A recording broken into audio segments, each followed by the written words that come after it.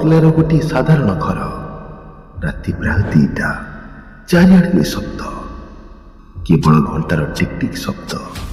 Table ଉପରେ କଥା କଥା ବହି, କାଗଜ ଏବଂ ଗୋଟିଏ କପ୍ ଥଣ୍ଡା ହୋଇଥିବା ଚା। ସଞ୍ଜିତାଙ୍କ ଆଖିରେ ନିଦ ନାହିଁ, ଅଛି କେବଳ ଏକ ଅକୁହା ଯନ୍ତ୍ରଣା। ଏହା ତାଙ୍କର ପ୍ରଥମ କି ଦ୍ୱିତୀୟ ବର୍ଷ ନୁହେଁ, ବରଂ ବର୍ଷ ବର୍ଷ ଧରି ଚାଲିଥିବା ଏକ ଯୁଦ୍ଧ। କାହାଣୀଟି ଆରମ୍ଭ ହୋଇଥିଲା ବହୁ ବର୍ଷ ଆଗରୁ। ଜଣେ ଝିଅ ଯିଏ ସ୍କୁଲ ଏବଂ କଲେଜରେ ସବୁବେଳେ ଟପର ହେଉଥିଲେ। ଯେତେବେଳେ ସେ IIT କାନପୁରରେ ମେକାନିକ ଇଞ୍ଜିନିୟରିଂ ପାଇଁ ମନୋନୀତ ହେଲେ, ପୁରା ସହରରେ ଚର୍ଚ୍ଚା ହେଲା। ସମସ୍ତେ ଭାବିଲେ ସଞ୍ଜିତା ଏବେ ବିଦେଶ ଯିବ, ଲକ୍ଷ ଲକ୍ଷ ଟଙ୍କାର ପ୍ୟାକେଜ ପାଇବ। କିନ୍ତୁ ସଞ୍ଜିତାଙ୍କ ମନରେ କିଛି ଥିଲା ଅଲଗା। ସେ ସେହି ସବୁ ସୂଚକୁ ପ୍ରତ୍ୟାଖ୍ୟାନ କଲେ। ସେ ବାଛିଲେ ଏକ ଏମିତି ବାଟ ଯେଉଁଠି ପ୍ରତି ପାଦରେ କେବଳ କଣ୍ଟା ଥିଲା। ଲୋକ ବୁଝିପାରିଲେନି ଏତେ ଭଲ କ୍ୟାରିୟର ଥାଉ ଥାଉ ଜଣେ କାହିଁକି UPSC ଭଳି ଏଭଳି କଠିନ ଅନ୍ଧଗଳିକୁ ଯିବ। 2013 ମସିହା କଥା। ପ୍ରଥମ ଥର ପରୀକ୍ଷା ଦେଲେ। ଅନେକ ଆଶା ଥିଲା, କିନ୍ତୁ ଫଳାଫଳ ଆସିଲା ନେଗେଟିଭ। ସେ ଭାବିଲେ ବୋଧେ କେଉଁଠି ଭୁଲ ରହିଗଲା। ପୁଣି କଠିନ ପରିଶ୍ରମ କରିଚାଲିଲେ। 2014, 2015, 2016 କେବଳ କ୍ୟାଲେଣ୍ଡର ପୃଷ୍ଠା ବଦଳୁ ନଥିଲା, ବରଂ ମସିହା ସହ ସମ୍ପୂର୍ଣ୍ଣ କ୍ୟାଲେଣ୍ଡର ମଧ୍ୟ ବଦଳି ଯାଉଥିଲା।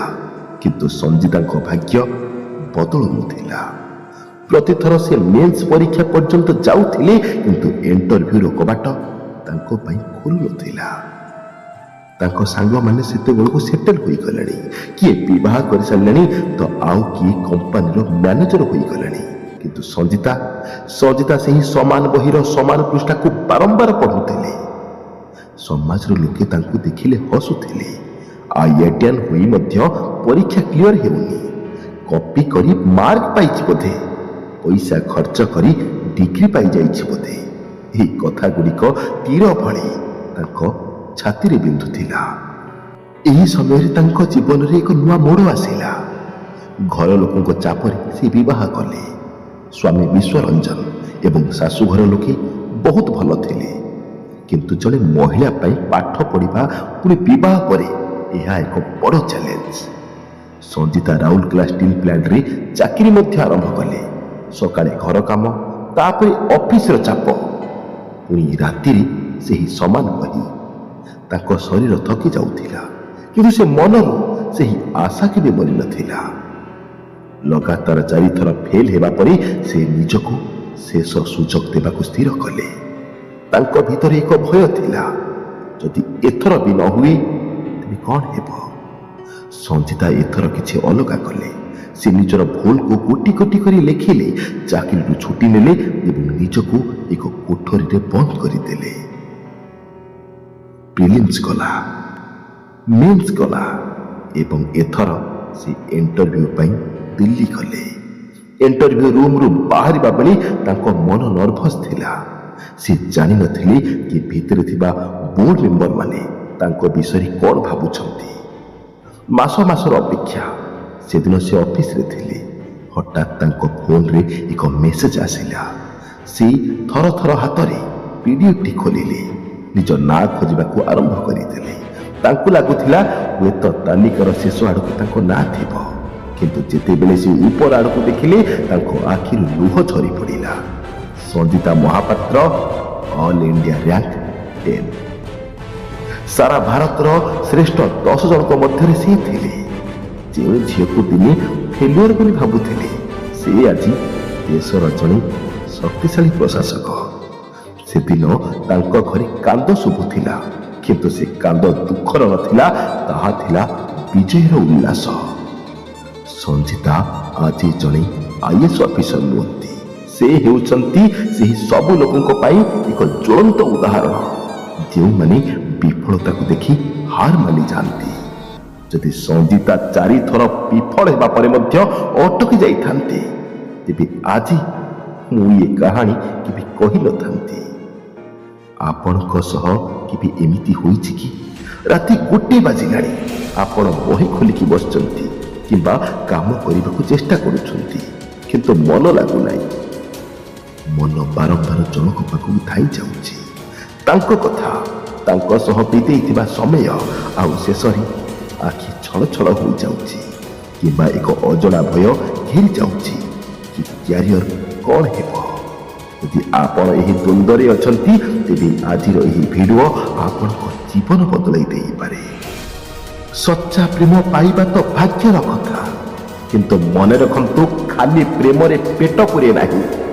ଆଜି ଯିଏ ଆପଣଙ୍କୁ ସବୁଠୁ ବେଶୀ ଭଲ ପାଉଛନ୍ତି ନା, କାଲି ଯଦି ଆପଣ ସଫଳ ନ ହୁଅନ୍ତି ତେବେ ସେହି ସମ୍ପର୍କରେ ତିକ୍ତତା ଆସିପାରେ। ସମାଜ ଏବଂ ପରିସ୍ଥିତି ଆପଣଙ୍କୁ ସେତେବେଳେ ନିଶ୍ଚୟ ପ୍ରଶ୍ନ କରିବ, ତୁମେ କ'ଣ କରୁଛ, ତୁମେ ରୋଜଗାର କେତେ କରୁଛ। ସଫଳତା ନଥିଲେ ସଫଳ ପ୍ରେମ ମଧ୍ୟ ଅଧୁରା ଲାଗେ। ରାତିରେ ଯେତେବେଳେ ସେ ବହୁତ ମନେ ପଡ଼ୁଛି ସେତେବେଳେ ନିଜକୁ ସମ୍ଭାଳିବାକୁ ଶିଖନ୍ତୁ। ପଢ଼ିବା ସମୟରେ କିମ୍ବା କାମ ସମୟରେ ଫୋନ୍ଟିକୁ ନିଜଠାରୁ ଦୂରେଇ ରଖନ୍ତୁ। ଯଦି ମନ ଖୁବ୍ ବ୍ୟାକୁଳ ହେଉଛି ତେବେ ଗୋଟିଏ ଡାଏରୀରେ ନିଜ ମନର କଥା ଲେଖି ଦିଅନ୍ତୁ।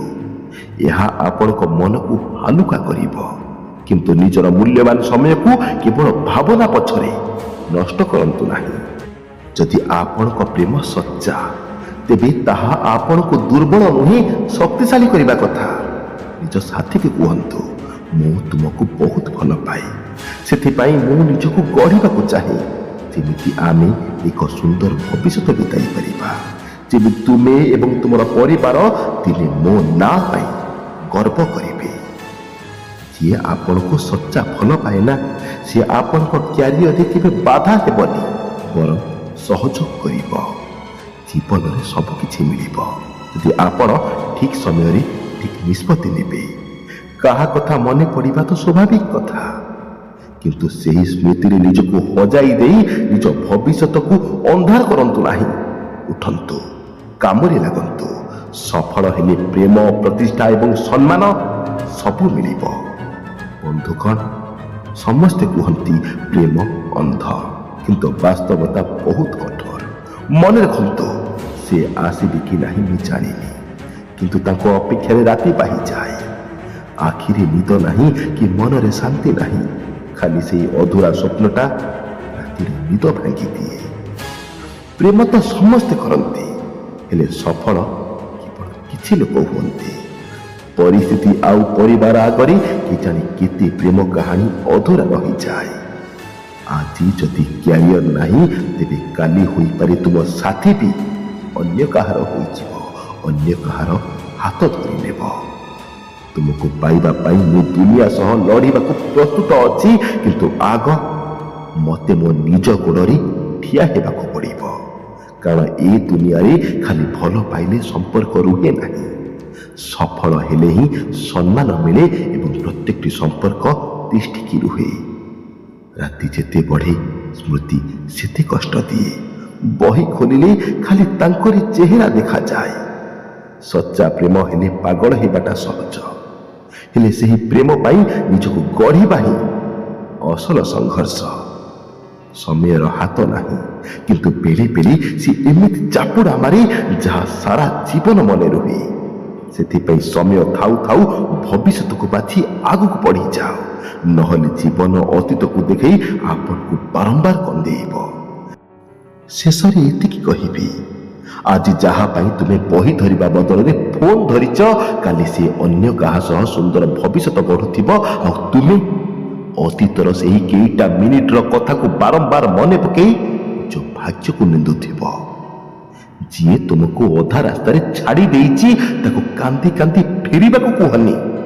ନିଜ କ୍ୟାରିୟରରେ ଏମିତି ସଫଳ ହୋଇକି ଦେଖାଅ, ଯିଏ ତୁମକୁ ପାଇବ ନା ସେ ଗର୍ବରେ ତୁମ ସାଥୀ ବୋଲି ପରିଚୟ ଦେବ। ଜୀବନରେ ଏମିତି ଗୋଟିଏ ସମୟ ଆସିବ ଯେତେବେଳେ ତୁମ ସଚ୍ଚା ପ୍ରେମ ବି ତୁମକୁ ପଚାରିବ, ତୁମେ ଜୀବନରେ କ'ଣ କରିଛ, ଆରେ ତୁମେ ତୁମ ଜୀବନରେ କ'ଣ ଉଖାଡ଼ିଛ। ସେଦିନ ଉତ୍ତର ଦେବା ପାଇଁ ତୁମ ପାଖରେ କିଛି ନଥିବ। କାହା ପଛରେ ପାଗଳ ହୋଇ ନିଜକୁ ହଜାଇ ଦିଅନି, ବରଂ ନିଜକୁ ଏମିତି ଗଢ଼ ଯେମିତି ଲୋକେ ତୁମକୁ ପାଇବାକୁ ପାଗଳ ହେବେ। ମନେ ରଖନ୍ତୁ, ଖାଲି ପକେଟରେ ପ୍ରେମ ତ ହୋଇଯାଏ, କିନ୍ତୁ ସେହି ପ୍ରେମକୁ ଶେଷ ପର୍ଯ୍ୟନ୍ତ ନିଭେଇବା ପାଇଁ ସାମର୍ଥ୍ୟ ବି ରହିବା ଦରକାର। ଯଦି ଏହି ଭିଡ଼ିଓଟି ଆପଣଙ୍କୁ ଟିକେ ବି ଭଲ ଲାଗିଥାଏ ନା ତେବେ ସେହି ସାଙ୍ଗ ସହ ନିଶ୍ଚୟ ସେୟାର କରନ୍ତୁ ଯେ ଏବେ କୌଣସି ସମସ୍ୟାରେ ଅଛି। କମେଣ୍ଟରେ ଲେଖନ୍ତୁ ଜୟ ଶ୍ରୀକୃଷ୍ଣ, ମୁଁ ନିଜକୁ ନିଶ୍ଚୟ ଯୋଗ୍ୟ କରିବି। ଦେଖିବେ ଭଗବାନଙ୍କ ଆଶୀର୍ବାଦ ଏବଂ ଆପଣଙ୍କ ଦୃଢ଼ ମନ ନିଶ୍ଚୟ ଜୀବନରେ ଚମତ୍କାର କରିବ। ଭାଇ କରିନଥିଲେ ଏବେ ହିଁ ସବସ୍କ୍ରାଇବ କରିଦିଅନ୍ତୁ। ଏପରି ଭିଡ଼ିଓ ବନେଇବାରେ ମୋତେ ପ୍ରେରଣା ମିଳିବ। ଜୟ ଶ୍ରୀ ଜଗନ୍ନାଥ, ଜୟ ଶ୍ରୀକୃଷ୍ଣ, ଧନ୍ୟବାଦ।